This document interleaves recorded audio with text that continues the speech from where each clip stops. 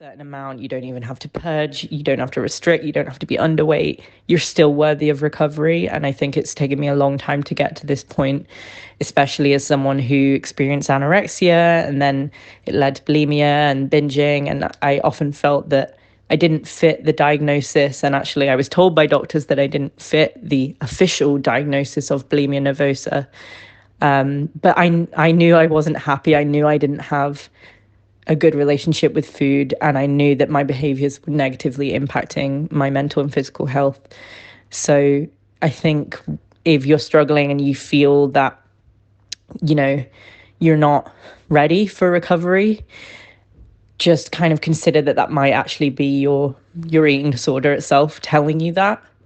If you even have like an inkling that something about your relationship with food and your body isn't right and it's harming you, then you need to recover. Welcome to the Binge Breakers podcast. I'm Jacqueline. I am here to teach you how I overcame bulimia and my binge eating disorder, and how you can too. Through simple steps of mind management, repairing your relationship with yourself, understanding your habits, and intuitive eating. Disclaimer, this recording is not intended to be used as medical advice, nor is it advice from a doctor. I am a coach, a recovery coach, and I offer advice from my own experience and my clients. But please, if you think you are in need of medical help, seek it immediately. We'll also be talking about subjects such as binging and purging, depression, and other sensitive topics. So if those trigger you, please listen at your own discretion. Hey everyone, welcome to the podcast. As you heard from the intro, it's a special episode. A lot of you guys know that I run an 8-week small group program, and that is open right now for enrollment. Our next group starts February 27th. So if you would like to join that, there are still spaces at this moment open. It's only 20 spaces available. So go check it out on my website. But I asked my current group members, the one from our January group, if they would be willing to give their feedback, not just about the group, but about their recovery process in general. I asked them 3 questions, which I believe, if my memory serves me correctly, actually, let me look it up. Let me be responsible. What's been your biggest learning moment in recovery so far? What are you most proud of in your recovery journey? What would you tell someone out there who's struggling and isn't sure if recovery is possible for them?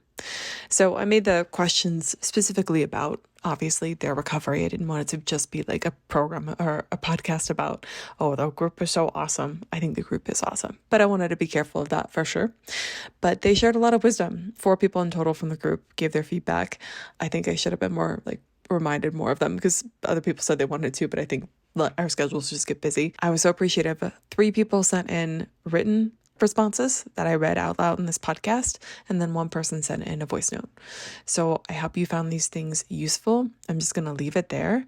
I reflected on their insights. I would read them and then just give my kind of open and raw thoughts after reading them, but it was pretty powerful for me to read. I needed to hear some of the things that they said, actually. So I hope that wherever you are when you're listening to this, whether you are 10 years into recovery and feeling great, but are listening to this for some reason, or you are at rock bottom and you're like binging and purging right now as you're listening to this, thinking you'll never get out of this, wherever you are, I hope that this brings you hope. I hope this brings you hope. I hope that this podcast episode gives you a newfound belief that it's possible for you too, no matter who you are or no matter what's going on for you or how low you think you've gone. At the end of the day, no matter what I do, I just want people to know that they can change. And I believe every single person, even the worst person on the planet that I've ever met, is capable of change. So if they are, you are too, just like I was.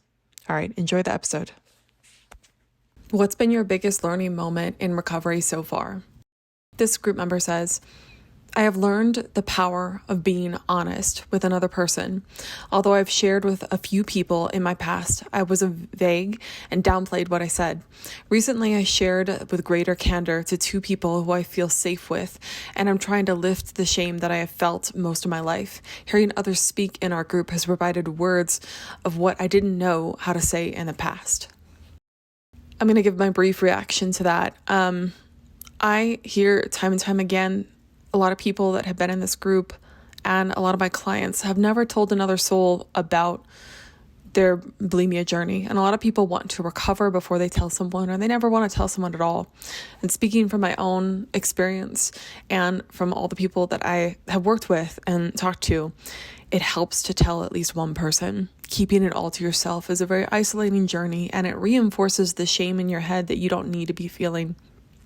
A lot of people think that they are crazy, that they are disgusting, that they are weird, and not just my group, but any place that you can find community. And then also having someone else who loves you share the burden of your secret can help you see that you may not be as far gone or as crazy or as helpless as you think that you are. Like Brene Brown says, shame cannot survive being spoken.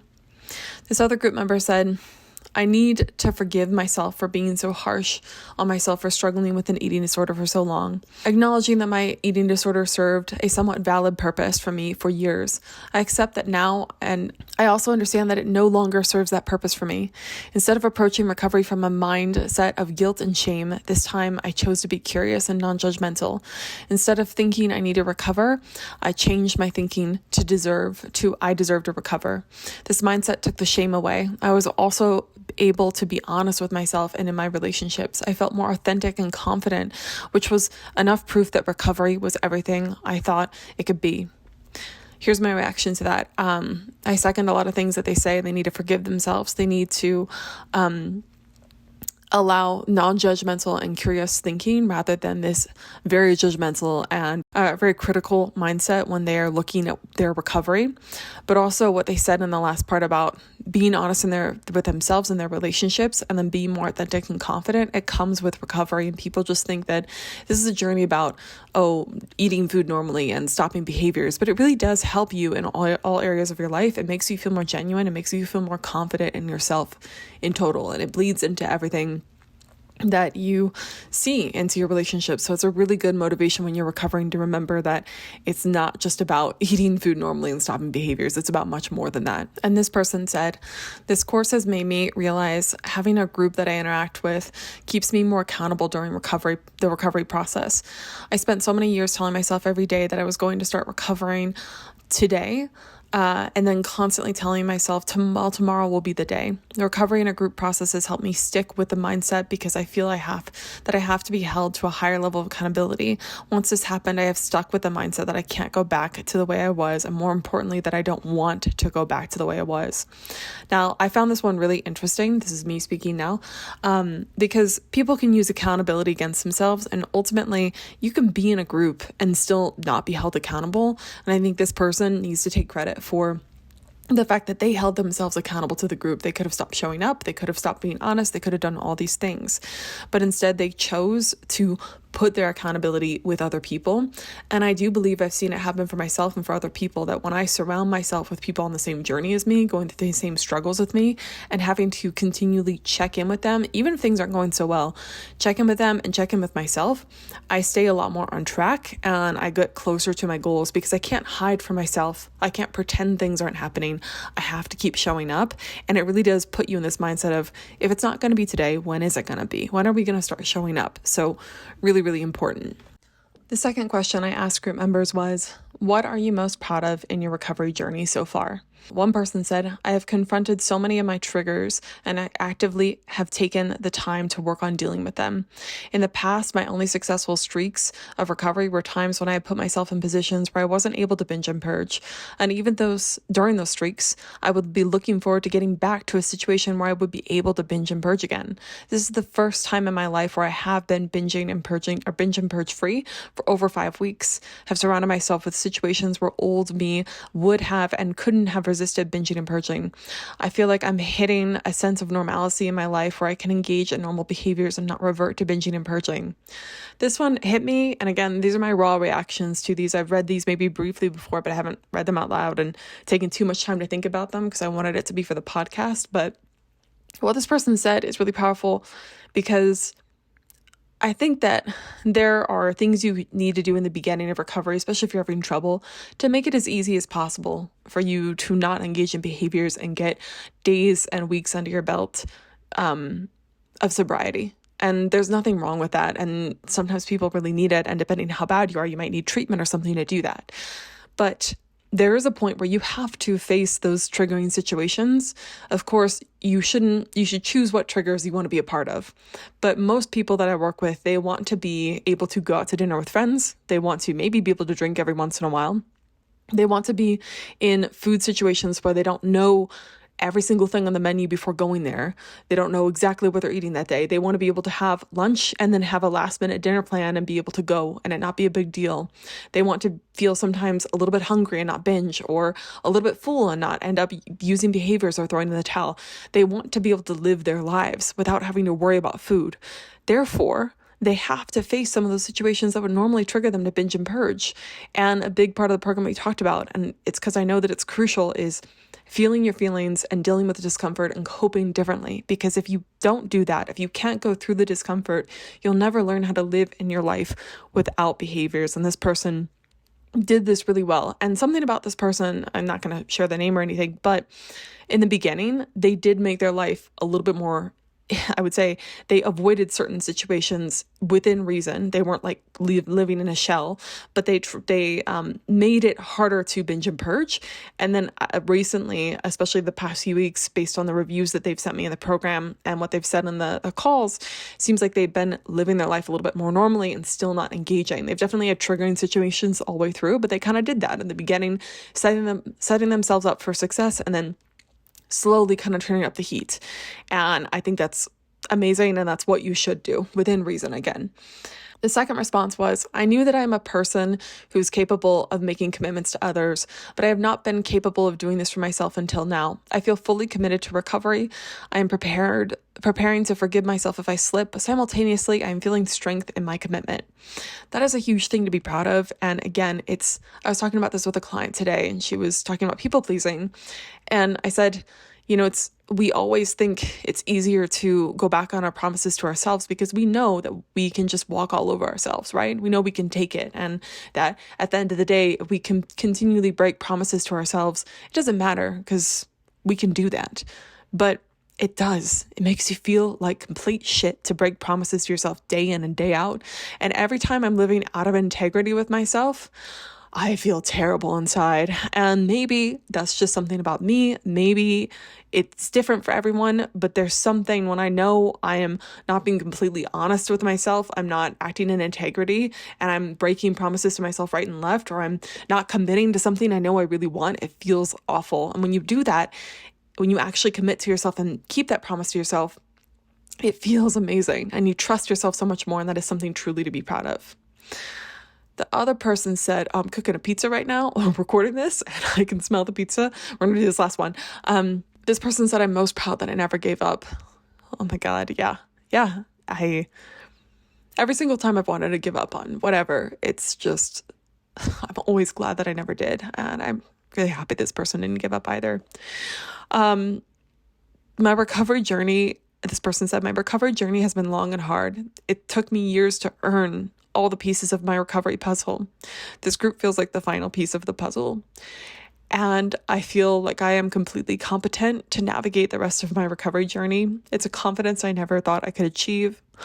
A lot of the time I struggled in my eating disorder. It felt like I wasn't making progress, but every experience, lapse, low point, and treatment program offered the opportunity to gain wisdom and knowledge to get me closer to where I am now. That is beautiful. And it's really beautiful because in this program that I've done for people, and I'm really, really proud of this program. I think it helps people quite a bit, which is why I'm like talking about it so much, and I really want it to keep on going because it just feels like a good mix. But 8 weeks is not enough time to completely change your life in terms of like being 100% solid. And no amount of time really is. That's the point. But the purpose of the program and the purpose that the help I offer people and recovery journeys in general is every single moment is a learning opportunity. And I really wanted to give people the tools and have them leave knowing that no matter what the fuck happens, they can handle it and they know how to. And so I'm so glad that this person is feeling this way. But also what they said about every experience, lapse, low points, and treatment programs, every single bad thing that they went through, in theory, the hard times, it helped them to get to this point now. And what they're referring to, I think, is people want that click moment. And that click moment happened for me. It happened multiple times for me. It happens for everyone. But people think the click moment is just all at once. It's actually an accumulation of everything and your brain finally connecting the dot. I almost think of like it's a neuron connecting with another neuron and finally we feel it, right? That you wouldn't have those clicking moments if you didn't have all the other experiences, all the times where you were basically face down in the dirt, and you got yourself back up. I had a really trying year last year, and this year new challenges await me, and every single time with recovery and further, I'm so proud that the moments where I felt like it's just impossible to keep on going, that I got up again. I'm so proud of this person for doing that too. The third question I asked people who wanted to give their feedback on the group and their recovery journey so far was, what would you tell someone out there who's struggling and isn't sure if recovery is possible for them? One person said, why a person engages in binging and purging is complex, and each person has a unique journey to recovery. Yet being able to address their behaviors without shame is necessary to recover. You have to be willing to analyze what happened, why it happened, what the eating disorder serves, and what it doesn't. Shame can stand in the way of this. Start by knowing that you're not a bad person for binging and purging. Oh, that's so powerful. I just got chills reading that, actually. Shame can stand in the way of this. Start by knowing that you're not a bad person for binging and purging. Wow. I think that speaks for itself. I'm going to move on to the next one, but I agree. And that's how my recovery journey, I think, actually started. Was I didn't stop binging and purging until a while later, like 6 or so months later, but I stopped thinking I was such a bad person for binging and purging. And it was true. Always true. This person said, recovery is absolutely possible. It may take longer. It may not be linear. You might have to try and fail, but it is not hopeless. Recovery is so individual. It takes time and experience to figure out what recovery looks like for you. Ultimately, recovery needs to come from a place of kindness, love, and forgiveness. If you can approach it from that perspective, it becomes simpler and sustainable. Ooh, yeah. You didn't get this far to only get this far. Keep going. Yeah. I like what they said about coming from a place of kindness, love, and forgiveness. Approaching it that way, it becomes simpler and sustainable. And someone in the group, actually, we have a WhatsApp chat going in this group, and the new group will have one too. But someone posted in that group and said they saw it on Instagram of if a loved one gave you their body for a year, how would you return it? How would you treat it? And you'd treat it so much better than you treat your own body, because you would be approaching it with such love and respect and forgiveness and kindness. And therefore, you wouldn't do shitty things to it. You wouldn't put it on crash diets. You probably take it through gentle, good movement. You probably push it in the right ways sometimes. You would give it healthy food, but you would give it snacks too. You would give it all the things that you probably have a scheduled spa day every single goddamn day. You would make it super sustainable. So 100% agree. And then this person said, I spent 12 years not being able to break this habit, addiction, disorder. I was convinced it would eventually be the death of me. Oh, man. If you want to do it, find the help you need. As Jacqueline says, never give up on yourself. It requires work. It isn't easy, but you can do it if you decide that you truly want to do it. Yeah. I know that it's silly and it's stupid, but wanting to and believing that it's possible, the fundamentals to getting better. And I hope that this podcast, over anything else, the main purpose of me uploading this podcast ever, of course, is my business now, and it helps me. And without it, I would have to find something else to do. But the ultimate purpose of this podcast was to truly give people belief. I started it just because I was like, someone out there is like me. I just feel this calling to do it. And I feel like people need to hear this. They need to know that they're not alone. And that gives them belief to keep on trying. And I'm so glad this person and everyone kept on trying. That was all of the text written in responses I got from the group members.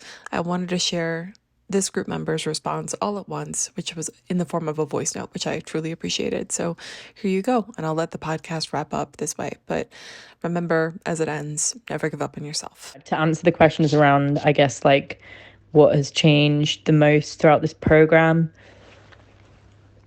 for me, it's my approach to my mindset with recovery, because there's nothing groundbreaking about this approach to recovery from an eating disorder. It's about regular eating, it's about pausing, it's about awareness, and, all sorts of tactics that I've tried millions of times before over the years. But the mindset has changed, and that is about sort of self-compassion. So letting go of the shame of what I've been through with my eating disorder, the shame of, what I'm presently going through, or like this idea that I don't deserve recovery, or recovery isn't possible for me, or I'm kind of a lost cause because I've tried so many times. And even just like the immediate aftermath of a behavior being, self-criticism and beating myself up and things like that. I think part of the environment that this program has created in the group, of people sharing and kind of encouraging each other to let go of that shame, has really helped me. And yeah, I mean, I've experienced longer kind of behavior-free streaks than I have in years. I definitely put that down to showing up with those boring recovery things like eating regularly, journaling, pausing, reviewing binges, etc. But really it's about the mindset thing, and not just sharing with the group, but kind of that environment also encouraged me to share more with other people in my life where I haven't previously, my partner, my therapist, and kind of recommitting myself to recovery, because I have been in a kind of limbo stage, a kind of maintenance phase for quite a long time. But I feel now that I am in that kind of final push towards, real remission from the behaviors. And it's certainly not happening overnight like I would want it to. But I feel more motivated than before. And I'm definitely grateful for the course, for kind of coming at me at the right time in my life for that to work. What I would tell somebody else who is struggling and isn't sure that recovery is possible for them is that I have been in and out of eating disorders and eating disorder treatment for over 15 years at this point. And I still believe that recovery is possible for me. I think it doesn't matter how long you've been struggling. It also doesn't matter how short of a time you've been struggling. If you're kind of new to this, you're still worthy of recovery. You don't have to be a certain amount of sick to get better. You don't have to binge and purge a certain amount. You don't even have to purge. You don't have to restrict. You don't have to be underweight. You're still worthy of recovery. And I think it's taken me a long time to get to this point, especially as someone who experienced anorexia and then it led to bulimia and binging. And I often felt that I didn't fit the diagnosis. And actually I was told by doctors that I didn't fit the official diagnosis of bulimia nervosa. But I knew I wasn't happy. I knew I didn't have a good relationship with food, and I knew that my behaviors were negatively impacting my mental and physical health. So I think if you're struggling and you feel that, you're not ready for recovery, just kind of consider that might actually be your eating disorder itself telling you that. If you even have like an inkling that something about your relationship with food and your body isn't right and it's harming you, then you need to recover.